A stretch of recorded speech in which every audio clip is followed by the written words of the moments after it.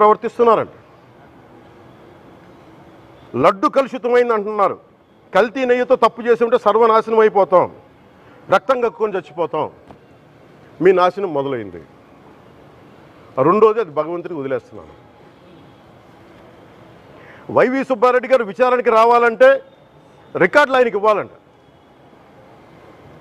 మీరు ప్రభుత్వంలో రికార్డులు మాకు ఇచ్చారా? మాకు ఏం మాట్లాడుతున్నారు మీరు?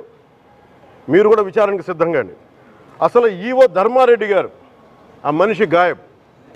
ఈరోజు దాకా లేడు ఆయన. ఈరోజు దాకా మళ్ళీ కనిపించలా. ధర్మారెడ్డి గారు, నేను మిమ్మల్ని చూశాను ఆ రోజున. నేను దర్శనానికి వచ్చినప్పుడు మీరు అందరూ ఎలా ప్రవర్తించారో నాకు తెలుసు, నేను చూశా. తిరుమలని ఇష్టారాజ్యంగా చేశారు, అది వ్యాపార కేంద్రంగా చేశారు, ఆధ్యాత్మిక కేంద్రం నుంచి పర్యాటక కేంద్రంగా చేశారు అది. ఇదే మీరు మక్కాకి వెళ్తే ఇలాగే ప్రవర్తిస్తారా? మీరు ఒకసారి మక్కాను చూసి నేర్చుకోండి. ఇస్లాంని పాటించే ప్రతి ముస్లిం ఎంత పవిత్రంగా పాటిస్తాడో చూడండి. అక్కడ అథారిటీస్ని అడగండి. ఒక చిన్నపాటి మస్జిద్కి వెళ్తే ఎంత పవిత్రంగా చూసుకుంటారో చూడండి. ధర్మారెడ్డి గారు, మీరు హిందువులా? మీ ఇష్టానికి మీరు చేసేసుకుంటారా? మీ బిడ్డ చనిపోయాడు, చనిపోయిన కనీసం 11 రోజులు లోపలికి రాకూడదండి, ఈ లోపల వచ్చేస్తారా మీరు? మేము మర్చిపోయామనుకుంటున్నారా? ఆగమ శాస్త్రం చెప్పింది మీకు ఇదేనా? అంటే గవర్నమెంట్ ఉద్యోగులు అయితే ప్రభుత్వం మీ నియమిస్తే మీ ఇష్టానికి చేసేసుకుంటారా? మాకు బాధలు ఉండవనుకుంటున్నారా? ఇదే మీరు ఒక ఇస్లాంకి చేస్తే అపచారం జరిగితే మీరు ఏం చేస్తారు? బయట రోడ్ల మీదకి వచ్చి మీరు కూర్చోబెట్టి దాన్ని పొలిటికలైజ్ చేస్తారు. మీరు పొలిటికలైజ్ చేస్తారు. నేను నిజంగా చెప్తున్నా, జగన్మోహన్ గారికి కూడా చెప్తున్నా,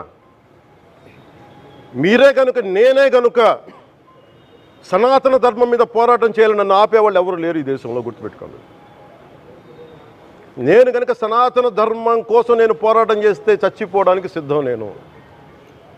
కానీ నేను అక్కడి దాకా తీసుకెళ్ళిన విషయాలు, దానికి నిదర్శనమే రామతీర్థ రాముల వారి విగ్రహం శిరిచ్ఛేదం జరిగినప్పుడు ఒక్క మాట మాట్లాడకుండా చెప్పి కూర్చున్నాను. ఆ తెలివితేట లేక మీ ప్రభుత్వాన్ని కిందకి తీసుకొచ్చి అధాపాతాలను తొక్కిన మేము మాకు శక్తి లేదనుకుంటున్నావా? ఉండవనుకుంటున్నావా? కానీ మేము సమాజాన్ని కలిపి ఉంచాలని వ్యక్తులం తప్ప విడగొట్టాలని వ్యక్తులం కాదు మేము, గుర్తుపెట్టుకోండి. అలాగే ఈరోజు నుంచి ప్రజలందరికీ కూడా చెప్తున్నా, ఎవరు అన్ని మతాలని మేము గౌరవించేది ఈ నేల. ఒక జనసేన పార్టీ అని కాదు, తెలుగుదేశం పార్టీ అని కాదు.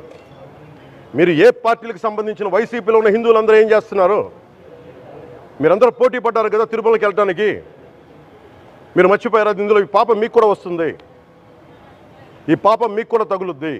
మీ మౌనం కూడా మొత్తం జాగ్రత్త, తరాలు నాశనం అయిపోతాయి. మీ మౌనం మంచిది కాదు. ఇది ఒక వెంకటేశ్వరుడికి జరిగింది కాదు, భగవంతుడికి, నిరాకారుడు, ఆయనకి ఇవేం పట్టవు. మనం నమ్ముకొని ఆయనకి వెళ్తున్నది మనకి బాధ్యత. ఇది ఇంకా ప్రతి ఒక్కరు దీన్ని గుర్తుపెట్టుకోండి. చేతులెత్తి వేడుకుంటున్నాను, చేతులెత్తి వేడుకుంటున్నాను. సగటు హిందూ మీరు సినిమా టికెట్లకు వెళ్ళిపోతారు, అభిమానులు అందరూ. మీరెవరు హిందువులు లేరా? సినిమా టికెట్ల కోసం చించుకుంటారు. సినిమాని మీరు కూర్చోడానికి మీరు మొత్తం మాట్లాడతారు. అందరిని అడుగుతున్నా, అందరు మొత్తం భారతదేశపు యావత్తు ఉన్న సినిమా అభిమానులను అడుగుతున్నా, మీరందరూ హిందువులే కదా, అత్యధికులు హిందువులే కదా.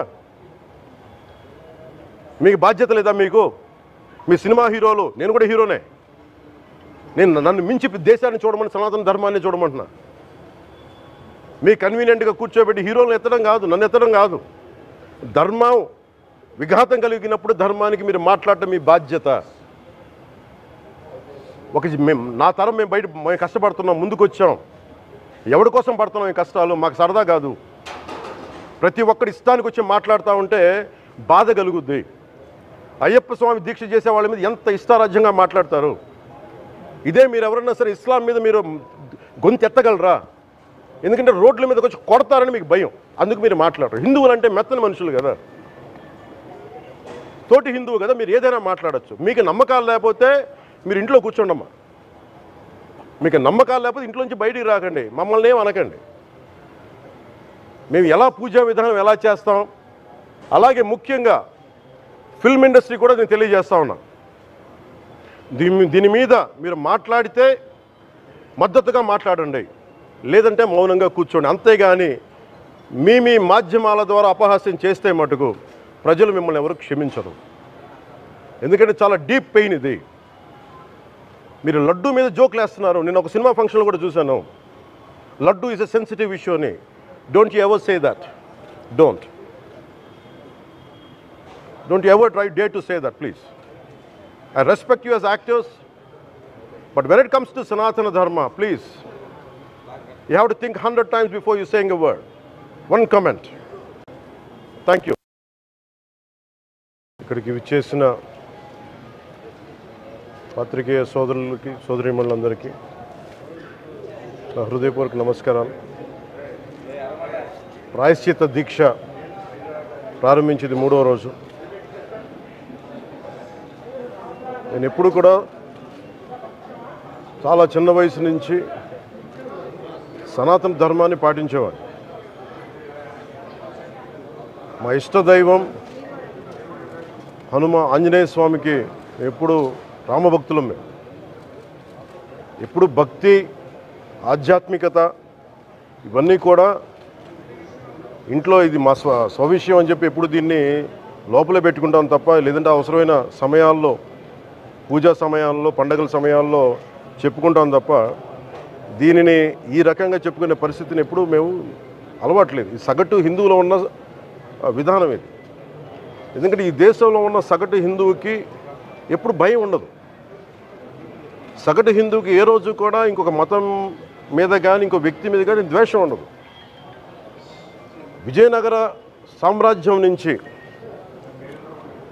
అరబిక్ వ్యాపారులు ఇక్కడ గుర్రాలని అమ్ముకోవడానికి వచ్చి, విజయనగరం మహారాజుల గొప్పతనం ఏంటంటే సనాతన ధర్మాన్ని పాటించే వాళ్ళు గొప్పతనమైన వాళ్ళు వచ్చి అడిగింది ఏంటంటే, మాకు ప్రార్థించుకోవడానికి మాకు మస్జిద్ లేదు అంటే ఆయన కోట ప్రాంగణంలో మస్జిద్ కట్టించారు.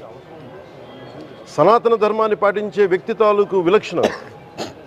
అలాగే అనేక మంది సంస్థానాలు కానీ అందరూ కూడా పోర్చుగీస్ నుంచి వచ్చినా, ఎవరు వచ్చినా, క్రిస్టియానిటీని తీసుకొచ్చినా కానీ అందరికీ సమానంగా ఈ దేశం తీసుకుంది. పార్సీల్ని తీసుకుంది లోపలికి, జొరాస్ట్రియన్స్ని తీసుకుంది. ఏ మతం వచ్చినా లోపలికి తీసుకుంది, ఇముడ్చుకుంది తప్ప ఇంకో మతాన్ని ఎప్పుడు ద్వేషించాల. కానీ ఈరోజు నేను మాట్లాడుతుంది ఈ ప్రాయశ్చితం దేనికి, మా దీక్ష అనుకుని నేను ఎప్పుడు మీ అందరికీ తెలుసు, 5 సంవత్సరాల వైసీపీ పాలనలో ఇదే దేవాలయంలో కనకదుర్గ అమ్మవారి రథం తాలూకు మన సింహాలు మాయమైనవి, కొన్ని ఇబ్బందులు, తప్పులు జరిగినాయి అంటే ఒక్కొక్కరు ఎలా మాట్లాడారు వైసీపీ నాయకులు. వాళ్ళెవరు ముస్లిమ్స్ కాదు, హిందూస్ కాదు, వాళ్ళెవరు ముస్లిమ్స్ కాదు, క్రిస్టియన్స్ కాదు, హిందువులే అందరూ. పొద్దున్నేస్తే తాళ్ళు కట్టుకునే వాళ్ళు, బొట్లు పెట్టుకునే వాళ్ళే. కానీ ఒక తప్పు జరిగింది, ఒక అపవిత్రం జరిగింది అంటే పదవులు అనుభవిస్తూ ఉన్నవాళ్ళు, పొద్దున లేస్తే గుళ్ళకి వెళ్ళేవాళ్ళు, వీళ్ళు అపహాస్యం చేస్తూ ఉన్నారు, వీళ్ళు వెటకారం చేస్తూ ఉన్నారు. ఈ విషయంలో